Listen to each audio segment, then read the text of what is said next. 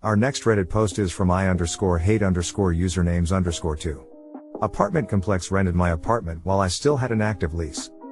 Arkansas has well-known laws that lean heavily on the side of the property owner, which leaves the renter pretty vulnerable to owners who want to be difficult, to say the least. Or at least they did when I lived there. I doubt much has changed since. So I move into town and find a 2-halves apartment, intending for it to be a short period of time while I scout the town and look for a more permanent place. As for paying rent, they couldn't take an automatic monthly check from my bank or charge my debit card monthly. It had to be a paper check from me, with a 4-day late fee window. I hate writing checks and I had the cash, so I paid out the 12-month lease all at once. I find a great place about 6 months later, thinking I'll just break my lease and pay the extra 1-month penalty and walk away from my apartment.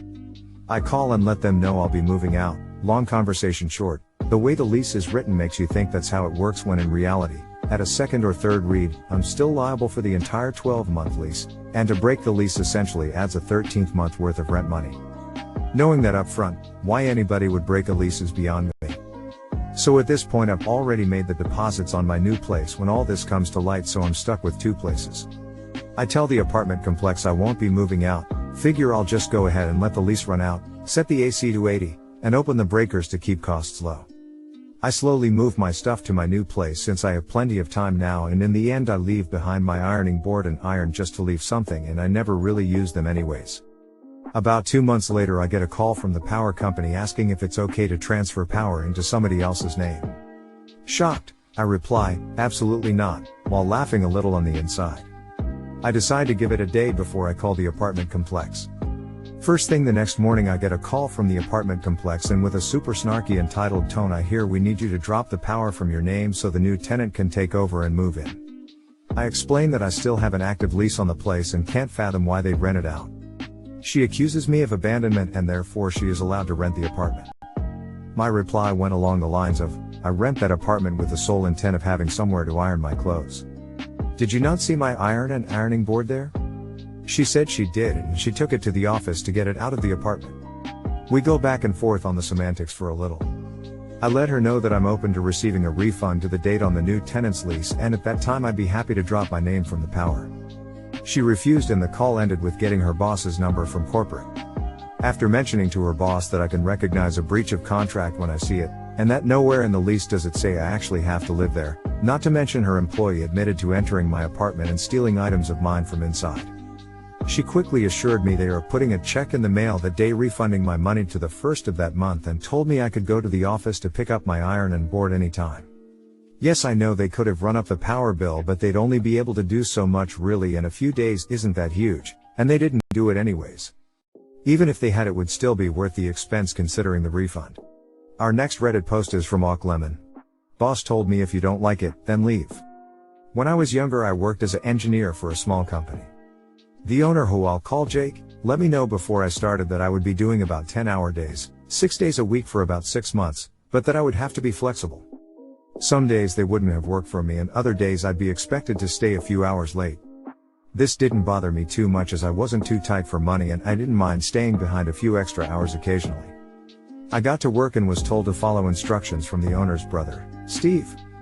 He was an arrogant character, who always thought he knew how to do everyone else's job better than them. We butted heads a few times, but nothing major. A few months in, I found a new job starting in a week that paid better. Later on that day I had another disagreement with Steve. The situation was petty, but it's his response that really confused me. It ended with him screaming in my face, "If you don't do as I say, then you can fucking leave." So I packed my stuff and left. Steve was a little confused, thinking I'd just fall in line. He was too arrogant to apologize, and I had a job lined up.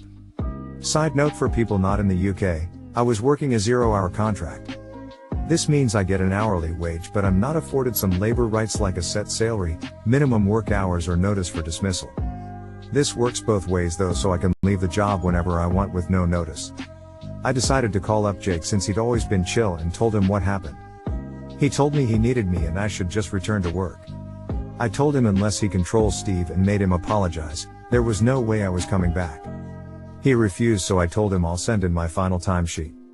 2 weeks later and I've started my new job. I still haven't been paid for my final week, so I call Jake. He told me that since you didn't give notice for leaving, you owe me for lost product of work. He said if I didn't like it, I should sue him and recommended I should just take the loss and move on. This was complete BS. A couple months go by until I finally find time to file for small claims court. Few days after sending him notice, Jake paid my money including court fees and extra. He actually called me up apologizing for the confusion. He wanted to know when I could return to work. I'd heard from one of my ex-coworkers that because of the infrequent hours, people would leave as soon as they were told they wouldn't have work the next day.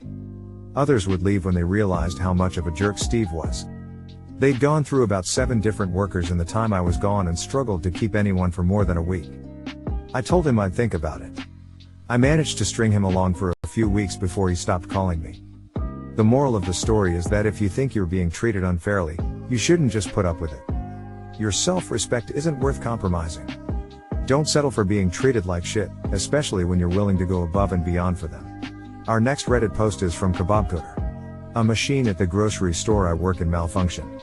My manager decided it was my problem. The machine that takes in the bottles that have a deposit fee on them was broken. The machine couldn't scan the bottles, so the customers wouldn't get their money back. A customer told me about it, so I told my manager. He told me that I should take care of it because he was on break and the customers came to me. I told the customer that I couldn't help her and that she needed to come back some other time when it was fixed. My manager said that handling things in that way was also not acceptable. I started to get a little bit infuriated, so I decided to go back to the work I was supposed to do. I told my coworkers about it. They told me that it has happened before and that a mechanic was required to fix the problem. My manager got angry at me because I told him this. He told me that I needed to find a solution to the problem or I would get fired. I started thinking what I could do to fix it, but I couldn't figure it out, since I work at a grocery store as a 17-year-old who has never fixed something like this. Then, my stubborn side took over, so I decided to fix the problem my way.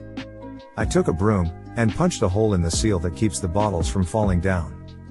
Then, I put a big plastic bag on the other side of the machine for the bottles to fall into. My manager lost it and told me I need to fix it in a better way right now. So I put the plastic bag in his hands and told the 12 customers that were waiting for the machine to work to give their bottles to my manager, and he would take care of it. The manager then sent me home as he was raging and yelling at everyone. The next day I had to work again, and the mechanic was there to fix it. He told me that I made the situation with the machine worse, but that he had to laugh when he heard the story about my manager. I then heard that my manager got fired by his boss for losing his cool, and that I handled the situation very well. To this day I still wonder what story was told to the boss, but I still have my job, and the manager is long gone. Our next Reddit post is from my_cat_yells. Want to speak English? Customer is king. Bartender in a wee restaurant in France. I'm French but spent a good 6 years in Ireland, and my girlfriend is from Limerick. This guy comes in, wearing a cowboy hat. I'm tired of it already. Settles at the counter and starts rattling off about his life. Shoves English words in his sentences constantly and tell me all about how he spent 2 years in Florida or whatever. Time to pay and he is clearly disappointed I did not give him the attention he wanted badly, so he throws in a little honestly, interacting completely in English would just be easier for me, but I know most people here can't speak it. Okay. No props. Customer is king. I put on my most beautiful Limerick accent, it's terrible honestly, and start answering to him in English. Here's your total, €15.20 please, do you want to pay with cash? Card maybe? Contactless? Yeah, it's Juost over there. There. Look at where I'm pointing, you socially inept barnacle. Not saying anything anymore? By the way, where in Florida was it that you lived? Paris? Cause your accent when you say English words sounds a lot like a Floridian accent if Florida was an hexagonal country stuck between Belgium, Italy, and Spain. Oh, wanna leave now? Do you want the receipt? The receipt? The paper I am waving in your face right now? Oh, bye. My man was mumbling and nodding the whole time and couldn't leave any quicker. Our next Reddit post is from Dudo Rama.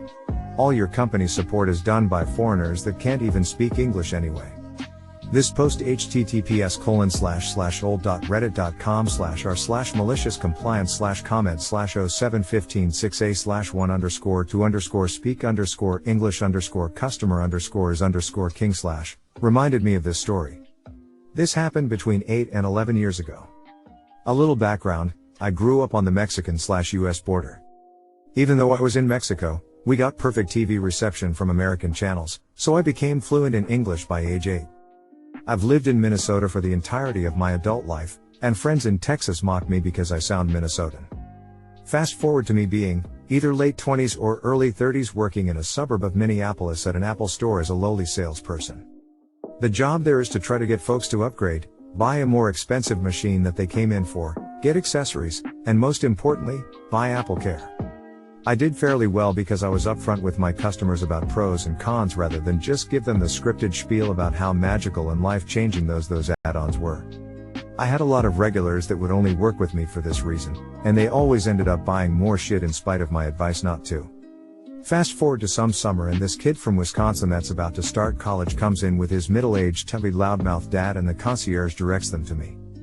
Dude is just completely rude, so I went into spiel mode, fuck this guy.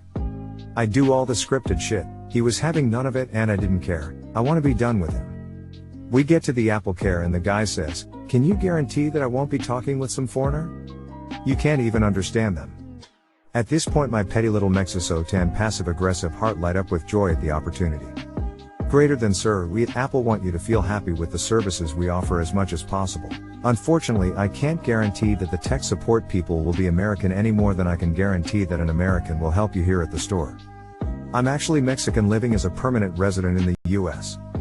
I apologize if you find my accent hard to understand. The schadenfreude at seeing this backwoods racist squirm and say, well, you know what I mean. I do sir, I will get someone else for you. I proceeded to have my way with his wallet by getting everything and anything that his son may need for college. I even made a couple of jokes to the kid to stay in school because otherwise he'll have to work at a mall and deal with rude people all day. Edit. Phew. Our next Reddit post is from Kun. Don't like the raise you got? Go somewhere else. Hello everyone. Long time lurker, first time poster, so go easy on me if you can. This story took place a couple months ago but I am finally in a position to share. Sorry for the length as it is kinda long. TL, DR at bottom of post. Thank you for the awards, kind strangers. So I previously worked as a customer service rep for a big health insurance company for almost 2 years. It was my first job out of college, so I was just trying to get my feet wet and ultimately move on to something else within the company. I hit my year within the company a couple months after the pandemic hit and shit hits the fan. Parts of the company go on hiring freezes and the roles available get snatched up very quick and it is super competitive. I apply to multiple positions and don't even make it to the interview stage. It's alright because I'm thankful for my current role providing me job security even though the pay is abysmal. Fast forward to early 2021 when our annual review happens. I'm mentally checked out of the role but still doing extremely well stats/metrics wise and am excited to see how big my raise is.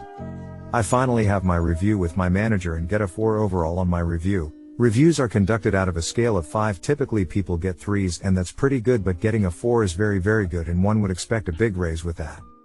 I am super pumped that I got a 4 and am expecting a big raise, and finally towards the end of my review we discuss the raise. My manager states that my 4, which again is rare and super good, nets me a 1% raise. Now I'm not going to get into the details of how much that is exactly because it's rather embarrassing, but let's just say you would barely even see a difference in my paycheck. I was stunned and I asked my manager how I could get such a small raise with such a good review. My manager says essentially something about the budget only allowing me a 1% raise, and if I don't like it, look for something else. I have to admit I was slacking on the job search, but that really kicked me into overdrive. 2 weeks after that I was in the interviewing stages for 3 different roles at the same company or our sister company, and after a month of that I got an offer I couldn't refuse. The new position came with a 32% increase in salary and I couldn't have been happier. I told my boss that I had accepted a new role and mentioned the increase, and my boss was shocked. It was also very inconvenient because I was the most experienced person on the team, so a lot of coworkers would come to me for questions/advice, and I also had been assigned to special projects that I was an expert in, and now they would need to find someone else for that in a short period of time. In conclusion, know your worth and don't settle for less. TL, our boss gives me a 1% raise after a very good review and tells me to find something else if I don't like it. Get significantly better paying job, leaving boss in a difficult spot with special projects.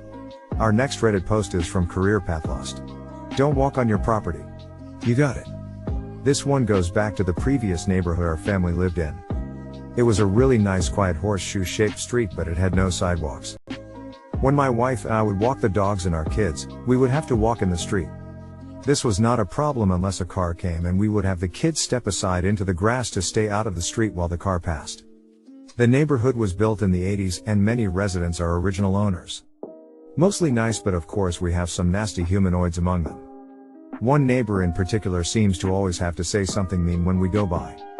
She is a deacon at the church my family goes to and is the type to be religious for face value only. One day in particular she yelled at us for allowing our kids to step in her grass, while avoiding a car in the road, and I told her that they were just stepping aside until the car passed. She got overly angry and started spraying a hose at us and screaming like a banshee. We hurried the kids away and told them that they did nothing wrong, and from now on we will walk on the other side of the street. About 2 weeks later, her and her husband got a new shed installed at their house and had to have the property surveyed for it. As I drove by I noticed something. The front property boundary was about 10 back from the road. The houses on their side of the street all day a little farther back.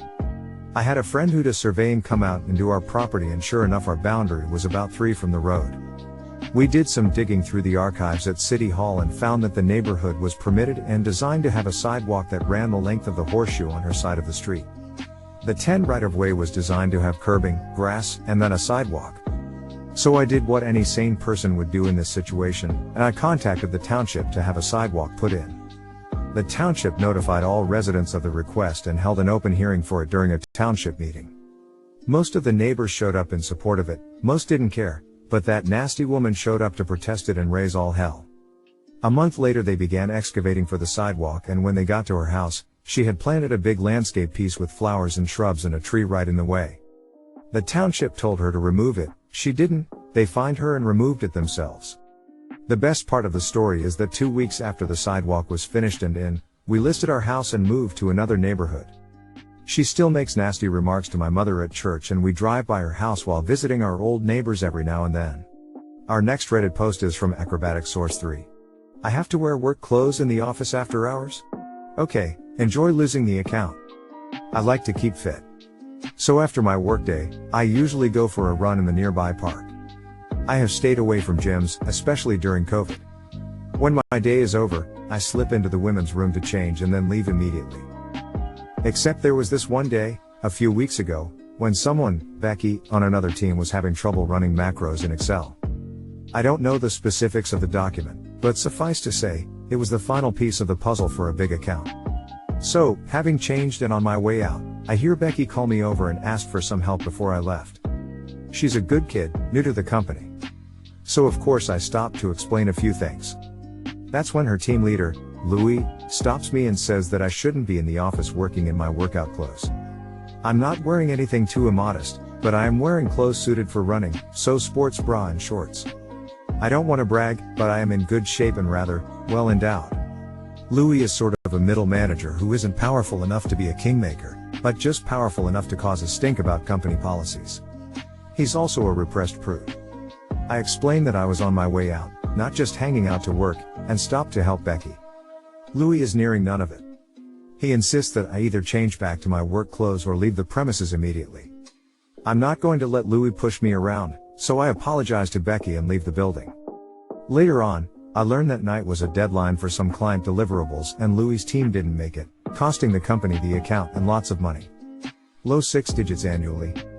Louis was fired for losing the account, and for making Becky do a part of the project that she wasn't qualified to do, and that he was supposed to do himself. Becky's still with the company, and she and I are now paired in a mentorship program.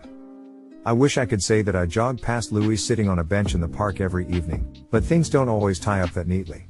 Thank you so much for watching these tales from Reddit. Consider subscribing to the channel and liking the video if you enjoyed. Also consider checking out one of our other videos.